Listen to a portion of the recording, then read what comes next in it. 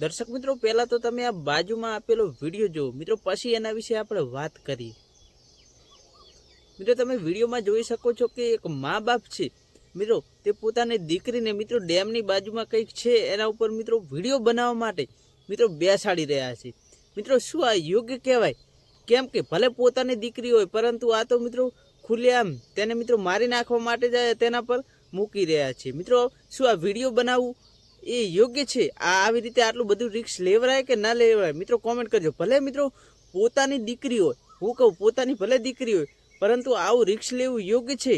કેમ કે આ તો દીકરીનો પગ લપસે, ગમે તે થાય, દીકરી પડી જાય તો મિત્રો જવાબદાર કોણ? ભલે તેના મા બાપ હોય, પરંતુ મિત્રો આટલું બધું રિસ્ક ના લેવું।